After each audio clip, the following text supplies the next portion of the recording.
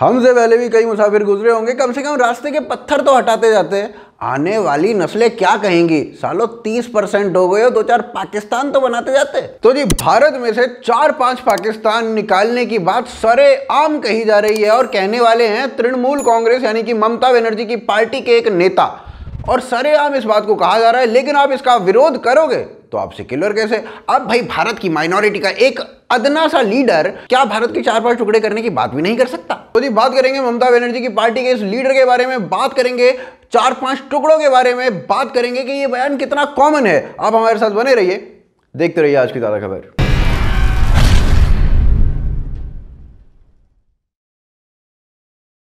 तो जी तृणमूल कांग्रेस यानी कि ममता बनर्जी की पार्टी के एक नेता जिनका नाम है शेख आलम, वो अपनी स्पीच के दौरान बोले अब हम 30% हो चुके हैं, वो 70% की ताकत से पावर में आ जाएंगे, उन्हें शर्म आनी चाहिए। पर अगर हमारी मुस्लिम पॉपुलेशन एक साइड मूव हो जाए तो हम 4 नए पाकिस्तान बना सकते हैं, और अगर 4 नए पाकिस्तान बन गए तो ये 70% की जो पॉपुलेशन है ये कहां जाएगी? तो इस पर जेएनयू के एक वरिष्ठ स्टूडेंट ने कहा, क्या सारे वरिष्ठ हैं? अच्छा, तो इस पर जेएनयू के बहुत सारे वरिष्ठ स्टूडेंट में से एक सबसे ज्यादा वरिष्ठ स्टूडेंट ने कहा कि क्या फर्क पड़ता है, 4-5 टुकड़े करने की तो बात की है, कहने दो, फ्रीडम ऑफ एक्सप्रेशन है, 4-5 टुकड़े हो भी जाएंगे तो क्या फर्क पड़ जाएगा।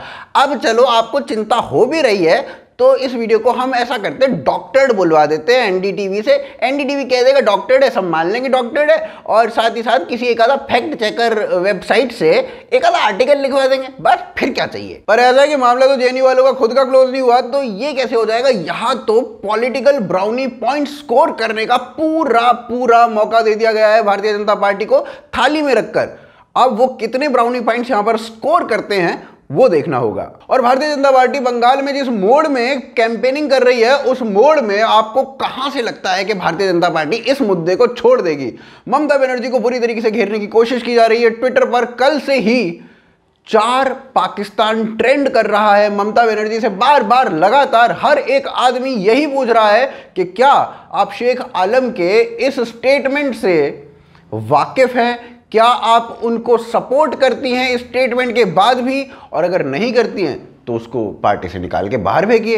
अब पार्टी से निकालेंगी तो मुसलमान नाराज, पार्टी से नहीं निकालेंगी तो हिंदू नाराज। ममता करे तो क्या करे, स्कोर तो भाजपा कर रही है। अब ये कोई पहली बार नहीं है जब तृणमूल कांग्रेस यानी ममता की पार्टी का कोई नेता इस तरीके की स्टेटमेंट दे रहा है। आज से 4 साल पहले फिरहाद हाकिम नाम के एक मिनिस्टर, वेस्ट बंगाल के मिनिस्टर का बयान आया था कि कलकत्ता का ये जो हिस्सा है ये मिनी पाकिस्तान हो चुका है। ये तो रही लीडर्स की बात, लेकिन वहां के शाही इमाम तक इस तरीके की बात करते हैं। 2017 यानी 2017 में टीपू सुल्तान मॉस्क, जो कि बहुत बड़ी मॉस्क है वहां पर, उसके शाही इमाम ने यह कहा था कि अब मुसलमानों को पाकिस्तान बनवाने की बात फिर से सोचनी चाहिए। ये शब्द शाही इमाम बरकती के, और ये ममता बनर्जी के बहुत घनघोर झटाओं से भी ज्यादा घनघोर समर्थक रहे हैं। अब नई कंट्रोवर्सी बेसिकली 4 पाकिस्तान के ऊपर है,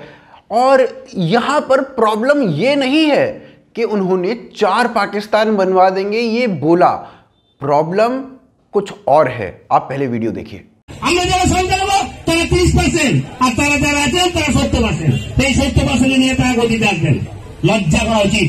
আমরা যদি 30% লোককে, সারা ভারতবর্ষের 30% লোককে যদি একদিক করে দেওয়া হয়, 4-4টে পাকিস্তান তৈরি হবে। একটা পাকিস্তানের वीडियो में कुछ नोटिस किया? जब शेख आलम ने यह बोला कि 4 पाकिस्तान बनवाएंगे तो पब्लिक ने तालियां बजाकर समर्थन किया, हूटिंग कर समर्थन किया। इस घुसड़गुल्लू को यह पता था कि अगर ये बात ये बोलेगा इस जगह पर जाकर तो इसको समर्थन मिलेगा, इसको वोट भी मिलेंगी, और बस यही सबसे बड़ी प्रॉब्लम है। और यह बात केवल बंगाल तक सीमित है, ऐसा बिल्कुल भी नहीं है। एएमयू यानी कि अलीगढ़ मुस्लिम यूनिवर्सिटी में जब जिन्ना की पोर्ट्रेट लगी हुई थी उसके ऊपर कंट्रोवर्सी हुई, और यह कहा गया कि जिन्ना की फोटो को मुस्लिम यूनिवर्सिटी से हटाया जाए। तो उसके बाद अलीगढ़ मुस्लिम यूनिवर्सिटी के छात्रों छात्राओं ने पूरा प्रोटेस्ट कर दिया और देश के लिबरांडुओं ने उनको समर्थन भी दिया। फिर सीएए का प्रोटेस्ट करते करते जिन्ना वाली आजादी मांग ली जाती है। जिन्ना वाली आजादी कौन सी होती है बे, बताओ?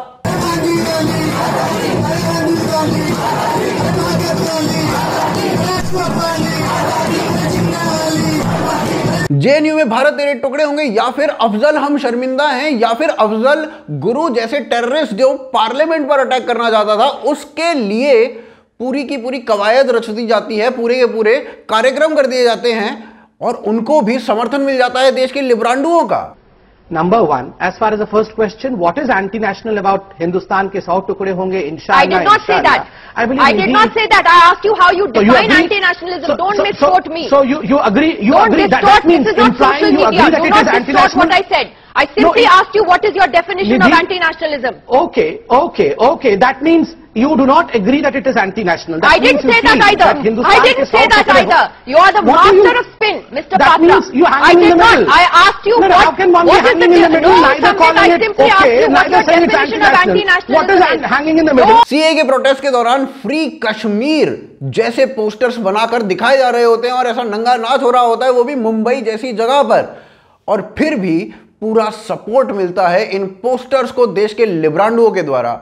ये प्रॉब्लम है। वही एक थोड़ी छोटी बात, लेकिन वर्ल्ड कप में इंडिया पाकिस्तान का मैच था और महबूबा मुफ्ती का ये ट्वीट आप देखिए, कहीं से भी ये भारत के समर्थन का लग रहा है और इस ट्वीट तक को समर्थन देने वाले लोगों की संख्या बहुत थी। इसके अलावा अकबरुद्दीन ओवैसी का 15 मिनट पुलिस को हटा दो, वो बयान तो आप सभी को याद ही होगा, उसको कैसे कोई भूल सकता है।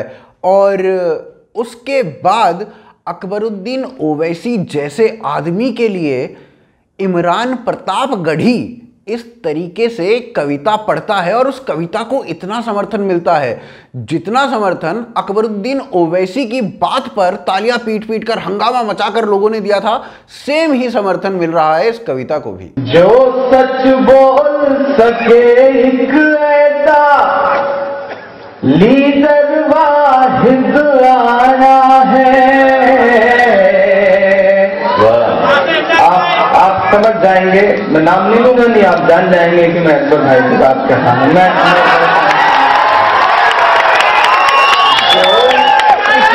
सच बोल सके एक ऐसा लीडर वाहिद आया है। आंखों में गुस्सा होठों पर लेकर के जिद आया है। और एक मजे की बात यह है कि इमरान प्रतापगढ़ी जैसे जिहादी पोएट को अरविंद केजरीवाल बर्थडे विश कर रहे होते हैं। अरे जनाब, आप तो बर्थडे विशेष लीजिए हमसे। यूपी के मुरादाबाद में 2018 में एक रैली निकलती है। रैली का आयोजन कांग्रेस पार्टी ने करवाया होता है, मुस्लिम इलाका होता है, और वहां पर जो रैली का आयोजन होता है उसकी बेसिक वजह होती है कि कश्मीर में जो जवान वीर गति को प्राप्त हो गए हैं उनको श्रद्धांजलि देने के लिए रैली की जाएगी। लेकिन उस रैली में नारे लगते हैं कांग्रेस पार्टी जिंदाबाद, पाकिस्तान जिंदाबाद। अब आप एक बात हमें बताइए कि जितने भी भारत में सैनिक वीरगति को प्राप्त होते हैं उनमें से मैक्सिमम की मृत्यु के पीछे पाकिस्तान का प्रत्यक्ष या परोक्ष रूप से हाथ होता है, और इस रैली में पाकिस्तान जिंदाबाद के नारे लगते हैं, तो इसका क्या मैसेज जाता है?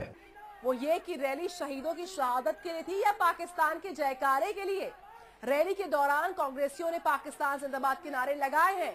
रैली में कई कांग्रेसियों के कंधों पर शस्त्र भी नजर आए हैं, सुनिए आप।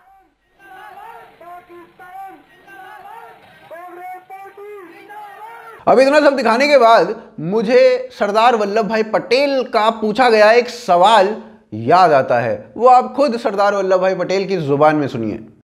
अब कई लोग कहते हैं कि भाई इधर हमारे सेक्युलर स्टेट चाहिए, हिंदुओं का राज, कौमी राज नहीं होना चाहिए। कौन कहते हैं कौमी राज बनाओ? हिंदुस्तान में 3-4 करोड़ मुसलमान पड़े हैं, कौमी राज की बात नहीं है। लेकिन बात एक है कि हिंदुस्तान में जो मुसलमान पड़े हैं वो मुसलमान ने, काफी लोगों ने, ज्यादातर लोगों ने पाकिस्तान बनाने में साथ दिया। ठीक दिया, अभी ठीक है। लेकिन अब एक रोज में, एक रात में क्या दिल बदल गया? वो मुझे समझ में नहीं आता, कैसा बदल गया कि एकदम से कहें हम मान लो। सरदार वल्लभ भाई पटेल का एक सवाल था कि एक रात में ऐसा क्या हो गया कि भारत के मुसलमानों का दिल परिवर्तित हो गया, ऐसा क्या हुआ? और यही सवाल, इससे जुड़ा हुआ एक सवाल भारत का हर एक मुसलमान पूछता है कि हम पर शक क्यों किया जाता है। और यही एक सवाल भारत का हर एक लिबरांडू, भारत का हर एक लिबरल पूछता है कि मुसलमानों पर शक क्यों किया जाता है। और इसका जवाब यही है कि अगर एक नेता मुस्लिम कॉलोनी में जाएगा और वहां पर जाकर कहेगा कि 4 पाकिस्तान बनवाने के बारे में अब भारत के मुसलमानों को सोचना चाहिए और उस पर तालियां पड़ेंगी, तो शायद ये सवाल भी उठेंगे। अगर यही पब्लिक इस नेता को जूते मारकर भगाती तो अगली बार ऐसा कुछ बोलने से पहले ये नेता 50,000 बार सोचता। लेकिन पब्लिक तालियां बजा रही है, अपना मूक समर्थन दे रही है, तो सवाल तो उठना लाजमी है। और इस सब चीज से प्रॉब्लम होती है भारत के उस अच्छे सच्चे देशभक्त मुसलमान को जो इन नेताओं को गालियां देता है, वहां से भगाने की मांग करता है, लेकिन फिर प्रश्न उससे भी पूछ लिए जाते हैं। हमारा सुझाव यही है कि अगर रिलीजन की बात हो, चलो फिर भी एक घड़ी को कंसीडर कर लिया जा सकता है, लेकिन अगर देश को तोड़ने की बात होती है तो कम से कम वहां पर तो नेताओं को, ऐसे नेताओं को ऐसी बात पर मार मार कर भगाना चाहिए ताकि इस तरीके के घटिया प्रश्न ना पूछे जाएं। उम्मीद है कि आप सभी लोगों को ये वीडियो पसंद आई होगी। अगर आपको ये वीडियो पसंद आई है तो आप इस वीडियो को ज़्यादा से ज़्यादा फैलाइए और शेयर कीजिए, लाइक कीजिए, कमेंट कीजिए। उसके अलावा आप हमारी मर्चेंडाइज खरीद सकते हैं bhokalfactory.com से, लिंक पिंड कमेंट और डिस्क्रिप्शन में दिया गया है। उसके अलावा आप हमें patreon.com और ज्वाइन बटन के थ्रू सपोर्ट कर सकते हैं, लिंक पिंड कमेंट और डिस्क्रिप्शन में है। उसके साथ साथ आप हमें ट्विटर, फेसबुक, इंस्टाग्राम पर फॉलो कर सकते हैं। आप देख रहे हैं आज की ताज़ा खबर। जय हिंद, जय भारत।